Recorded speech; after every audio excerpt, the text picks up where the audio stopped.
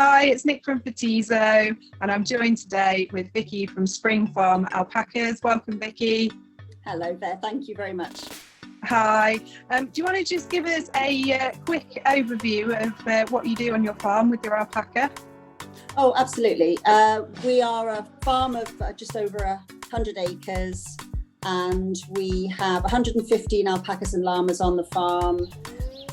Our whole ethos here is farming in a wildlife-friendly way, and the alpacas and llamas are our conservation grazers. But we do have a large number of animals of all ages, and so some of them do need a little bit of help with their keeping fit and well these days. Amazing. So you're super busy. So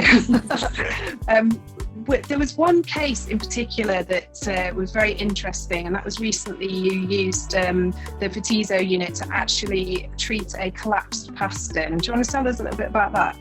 Yes, we've got a llama. She's still quite young, but she's rather a heavyweight young lady. And one day we noticed that she was very lame, and when looking at her lower leg, we could see that one of her pasterns had collapsed. So her fetlock was walking much closer to the ground on one leg than the other, which obviously made her very unlevel. So we met a physio who used red light, and she recommended the Photizo to us. And we've been using it on her pastern, around her fetlock, front and back, up behind her knee and up at the top of her leg by her elbow. And we've also used a sort of it's difficult to describe, a sort of thing that looks like a sausage that sits around her fetlock, which also supports her when she's walking. And we've had really very good results with her, so that with the ground much softer in the autumn, she's really looking pain-free. She's not lame, and her leg has corrected slightly as well. Not perhaps completely, but she is pain-free. She's not been given pain relief, and she's happy walking around the farm now. Oh, fantastic. And how long did you see a difference with that? I think these changes can be quite gradual. So also when we put this sort of the sausage thing around her fetlock, it's difficult to see the angulation of her limbs. But we only got the Photizo in September. So really we've seen changes remarkably quickly. You know, she's a big animal. We're only using it for a few minutes each day. So I think we've seen a remarkable result. Fantastic. And obviously you have a lot of animals around your place. Are you finding that it's got a use elsewhere as well? Oh my gosh, yes, it's useful for the animals, it's useful for us.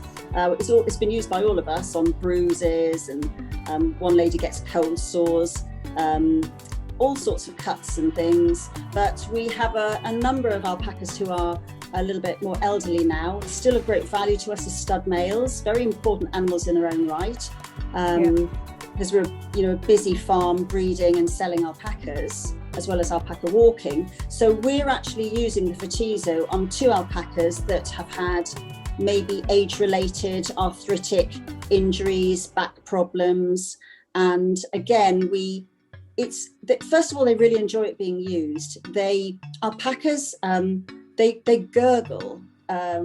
That's not quite the technical term for it, when they're enjoying themselves. But when we use the Photizo on them, they're relaxed and they enjoy the treatment.